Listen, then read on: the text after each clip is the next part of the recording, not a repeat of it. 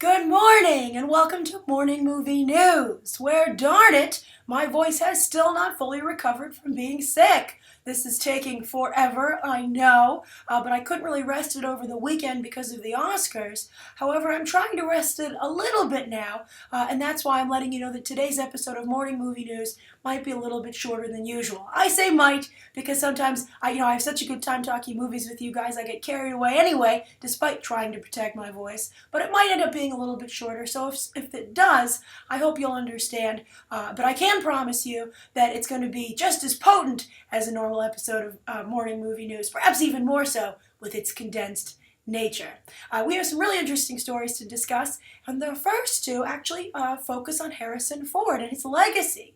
And I have to say, I think it's both wonderful and tragic, there goes the voice, that I started out so strong. Oh, that's a little better. Okay, I might have to clear my throat a few times during the episode. I apologize. But anyway, as I was saying, I think it's both wonderful and tragic that Harrison Ford continues to cast such a long shadow over blockbuster filmmaking. Now, the wonderful part, of course, is that he gave us such great work. I'm talking, of course, about Han Solo, Indiana Jones, even Jack Ryan to some degree. And I think at the end of the day, he kind of wrote the book on being a modern-day action hero, perhaps even an action hero in general. And to this day, people still try to emulate his work. People reference him all the time. They're like, I'm going to be an action hero like Harrison Ford. But then they never are, because no one's been able to duplicate his success. His ability to look very much like the action hero, but seem totally unaware of it. It's really commendable. Now, the tragic part, of course, I think you'll also already be able to guess this, comes from him not being able to continue to do it. He's lost that ability. And it's really a little bit sad even to watch someone be a shell of their former greatness, especially as we saw in Indiana Jones and Kingdom of the Crystal Skull. He could not go home again. He just could not be Indiana Jones. There were other problems there as well, but it's not like Harrison Ford was firing on all cylinders and everyone else let him down. He was part of the problem. But so I think a lot of us have been saying for some time that just let his legacy go. Let him go gentle into that good night, even though Robert Frost would be disappointed. But I think the real reason we're starting to see some change here is because Disney has purchased his two most well-known properties, Han Solo and Indiana Jones, and they want to get their money's worth out of it. They can't afford, literally, to let the Harrison Ford legacy die. So I think we're finally going to see some new actors take over these iconic roles and see if they are the kind of roles like, say, James Bond, which can be recast consistently. I'm sure Hugh Jackman is watching this whole thing very closely, as I believe recently he said he would play Wolverine until he died. Hey, old man Logan, right? I think Hugh Jackman's so good in the role, but that's the key point there. He's still good in the role, whereas Harrison Ford clearly cannot continue. We'll see if he redeems himself a little bit with The Force Awakens, but I'm not holding my breath. All right, so as you can see, we have two actors up here, Taron Egerton and Chris Pratt. It looks like they're going to be the ones to take first crack, at least, in continuing on the Harrison Ford legacy. And let's start out with Taron Egerton. Yes, it's a rumor, a pretty strong rumor, which seems to be corroborated by Mark Miller, of all people. Of course, the creator of Kingsman: The Secret Service, and also a head comic book guy over at Fox, so he's connected. He knows what he's talking about. He tweeted, Taron shot first, #JustSaying. And that's, of course, in reference to the revelation of the prequels that Han shot first. It was always up for debate, but George Lucas settled that debate and just, I think tried to solidify Han Solo's rogue status. He's not a great guy. He's got a heart of gold, but he's also a rogue, a charming rogue. Kind of like, the old swashbucklers. And I think to some degree, he is a space pirate. That's how George Lucas originally intended him. So they're saying that Taron Egerton, the rumor now, it's picking up steam. Mark Miller's tweet, other sources are covering it. The Sun, for instance, out of the UK. Taron Egerton is a UK talent. They shoot these movies over in the UK. It's all coming together. But they're saying that he's going to play a young Han Solo. And it'll be kind of like a Han Solo origin story. How he gets the Millennium Falcon. Maybe how he meets Chewie. Also, it's supposedly going to be this bounty hunter movie, which will also then feature Boba Fett. end. So this, of course, is the one that Gareth Edwards is going to direct, the Godzilla Helmer. Recently, Gary Whitta, bailed on the script. He was like, "Peace out. I did what I wanted with it. Have fun." And then Chris Weitz has taken over to write it, and Felicity Jones has joined this as the female lead. Although if she's the female lead, and this is maybe she'll be playing, Princess Leia. I'm not sure, or at least we'll start to see why he likes Princess Leia so much, because I think Felicity Jones has a lot of the same qualities as Carrie Fisher. Although, I don't like it when they have any fictitious character always fall in love with the same type of woman. I think it kind of negates the original relationship everybody likes so much. It's like, oh, hey, guess what? Our relationship isn't special. Like with Wolverine, I just like redheads. And you're just like, wait a minute. I thought we had something unique here. It turns out I'm just one of a long line of, redheads that you like. Or with the Harrison Ford, with his Han Solo character. See, I even refer to him as Harrison Ford. He's like, I just like brunettes with an attitude. It's nothing personal, Princess Leia. And she'll be like, I knew you were a jerk. So anyway, I think, speaking of jerks, Taron Egerton is able to portray the personality traits of Han Solo without coming off as a jerk. I think he has a really good swagger. I think he has a roguish charm, all on display in Kingsman: The Secret Service. But then also the ability to show that deep down he is a nice guy. And also he can carry a movie. He has to do a lot of the heavy lifting in Kingsman: The Secret Service. He has a really strong force of personality. And I think that's necessary not only to carry a movie, but to play Han Solo. So I think the only question is Han Solo always had that haircut? But I think he'd be a great choice, and I'm very excited about it. And I think that's gotta hurt. It's gotta sting for Fox. As I talked in my coverage on Movie Math, they considered him for Cyclops in the upcoming X-Men Apocalypse movie, but they didn't pick him. Bryan Singer decided to go with someone else, Ty Sheridan. And I think that Fox lost out on, making sure this was an in-house talent, and now he's going over to Disney. So I hope this is true. I hope this rumor is true, and I think Taron Egerton has a very strong likelihood of being able to continue the Harrison Ford legacy. Didn't think of it, but when it was introduced as an idea, I immediately loved it. Now, one idea that I don't immediately love is Chris Pratt as Indiana Jones. I don't see it. As I've said before, he has a little too much of a boyish quality to him, which I think serves him quite well in Guardians of the Galaxy. But he seems to be playing more of an adult Jurassic World, so we'll see. I know a lot of people like Chris Pratt. I like Chris Pratt. I didn't even like Guardians of the Galaxy, but I still like Chris Pratt. I think he is definitely already a movie star, and I think that's why Disney's so interested in him for Indiana Jones. But you know who does believe in Chris Pratt as Indiana Jones? Steven Spielberg. As it was said over the weekend, that he would really like to direct this new Indiana Jones outing with Chris Pratt in the lead. Now, this, of course, is another Disney deal. They're putting this together. Chris Pratt is in-house. They were able to hold on to their in-house talent, although maybe not so much, because Jurassic World is a Universal movie, right? But I actually think this is a mistake. I don't want to see Steven Spielberg on this. I love Steven Spielberg. I think he's such a phenomenally talented filmmaker. But here's why I don't want to see him on Indiana Jones. I would like to see the new Indiana Jones, if they're really going to start Indiana Jones all over again. I think they proved with Kingdom of Crystal Skull, the old team just can't continue. They don't have any gas left in the tank. So I'd like to see this become something truly new. And I think if Steven Spielberg is directing it, it's just going to seem like Chris Pratt is a placeholder for Harrison Ford. It's going to bring back too many memories. It's going to be too many of the same, setups and shots, which of course evoke feelings of Indiana Jones. But you know what else evokes feelings of Indiana Jones? Harrison Ford. So if you're not going to have that, I think they should try and redefine the franchise. And I think maybe make it a little more sophisticated, maybe a little more real world, maybe go a little darker, as is the trend today. These are all things I'd be interested in seeing. I also think that Chris Pratt doesn't need any more Steven Spielberg comparisons. He's already in Jurassic World. He doesn't need to go and do this again. And I also think that if Steven Spielberg directs this new Indiana Jones, it's going to be too close to what's going on in Jurassic World and too close to Guardians of the Galaxy. And I think Chris Pratt needs to start to have some variation of the movies he's putting out there. So while I don't get Chris Pratt as Indiana Jones, I'm open to the idea, but I think it's really going to be off to a bad start if it's underneath the stewardship of Steven Spielberg. I can understand him. This is a big part of his legacy, not wanting someone else to take the reins. But, let it go. Let it go is another famous Disney song, of course. I think trust in the strength of your future projects that you're going to be making, and let somebody else, reinvent this to some degree. I know Martin Campbell came back and kept directing all the Bond movies. He does a very good job. He did a great job with Casino Royale. It's still my favorite of the new Bond films with Daniel Craig. But I think that Martin Campbell doesn't have a strong, a personality on camera. I think, his fingerprints all over his movies. And I think that makes him a very good director. I think he understands Bond, but he doesn't inject his own essence into the franchise, which is why I think he's been able to work with so many different Bonds and do such a good job in tailoring their film to them. So I could understand wanting to keep Steven Spielberg, but I wouldn't do it. I'd start fresh. So I'm curious to what you guys think. Do you agree with that? Do you want Steven Spielberg to stay away from this, or do you think it's important he be part of it to make sure that everyone's clear that he's given his blessing to Chris Pratt? All right, so that's the second story of the day.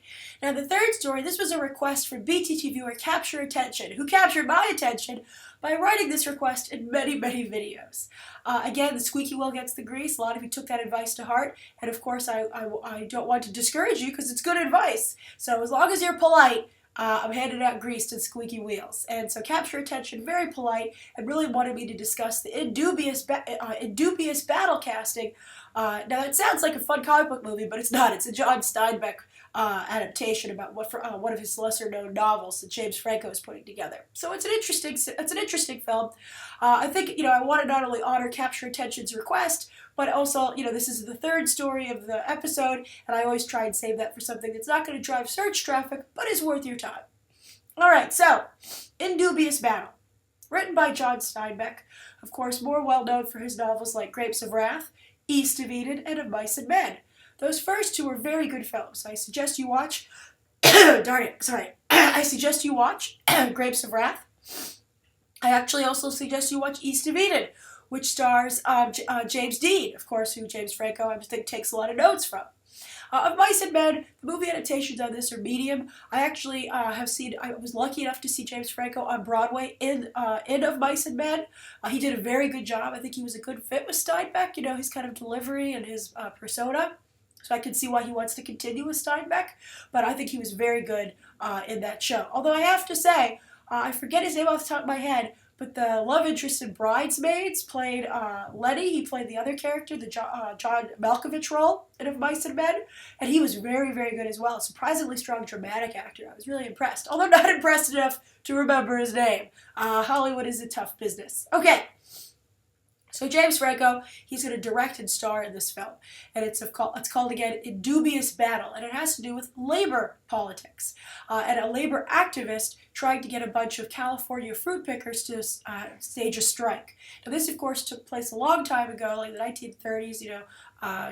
Maybe even I forget the year it was written, but of course, Grapes of Wrath deals with the Great Depression, so these are older stories about California as a community.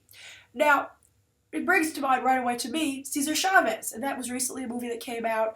Michael Pena played Cesar Chavez. It really was more of like a TV movie. It wasn't a great film, but I think it was important in what the history and the outline. I think it's worth your time as a rental, and this kind of reminded me of that. And I think it's interesting that it's cyclical over there. Things aren't improving. You're still having a lot of problems with the farm workers and immigrants, the Mexican population, which is a big part of the story. And I hope that's explored in James Franco's work.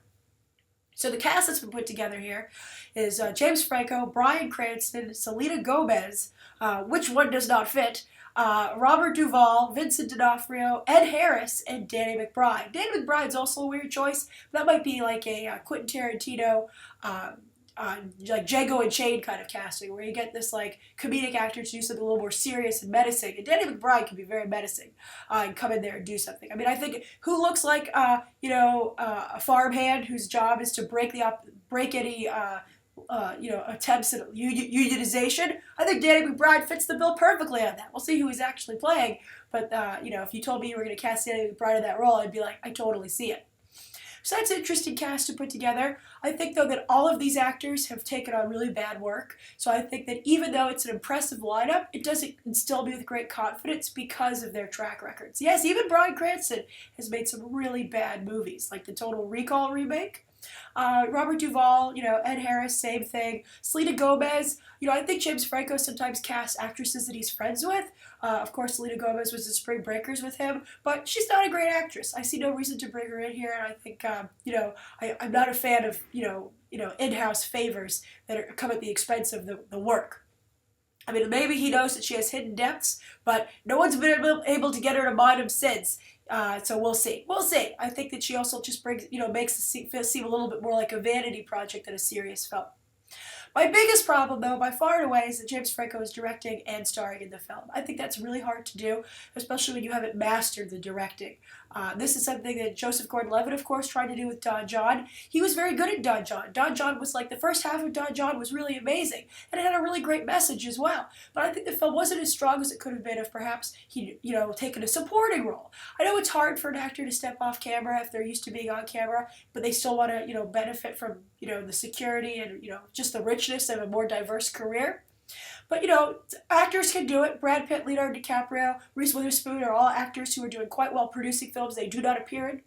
Of course, Reese Witherspoon, Gone Girl, Brad Pitt, 12 Years a Slave, Leonardo DiCaprio, a bunch of like small horror movies he's produced, like Orphan was his. But I think that they've all really, been impressive in their efforts to diversify their portfolio without being on camera. So I think that James Franco should take the time to just develop himself as a director and, again, take the supporting role, take a smaller role, let someone else star, and that way you don't have to feel you've lost any ground as an actor, but you can still focus on creating a really high-quality work. And the reason I say that is James Franco's directed a lot at this point, and really nothing's impressed anybody. He hasn't had any film that's been a breakout, and I think that people initially were impressed with how busy he's kept himself and how many different interests that he has and how much he's pursuing the art, so to speak. But I think that there's really been no product from that. There's been no results. I don't think that anything that James Franco has done, that he's spearheaded, has really made people stop and go, wow, that was impressive. I think it's more just like, artistic noise, I guess is the best way to describe it. And I don't want this to be more artistic noise. I think he's capable of more than that, and I think he just needs to focus himself more. So it's great to see more Steinbeck work getting out there. I hope just with this story today it inspires you to watch Grapes of Wrath and or East of Eden. And maybe pick up the books. What a crazy idea! Although I have to, I'm not much of a reader. I have to say I enjoy reading, but I'll just explain it to you. A lot of people are always asking me, why don't you read more books, Grace? And the reason is because when I read something, I can't put it down. So I will kind of like go into like a reading cocoon, and it really makes me antisocial. It makes me ignore my work, and I just don't have the discipline to read, I guess you could say. I really much prefer short form material, which I can cycle through pretty fast, at my leisure and, kind of in between things. All right, so those are the 3 stories of the day. Let's get on to the viewer question. As I can see, the episode is just as long as usual. All right, so Chris Sloan Galloway says, hey, Grace, I hope you get this. 3 smiley faces, by the way. I really enjoy your show, and you're well articulating an objective insight on movies, especially comic book movies. Thank you, Chris. What a wonderful thing to say. So Chris says, I grew up with the X-Men, more specifically the 90s animated series and the movies, etc.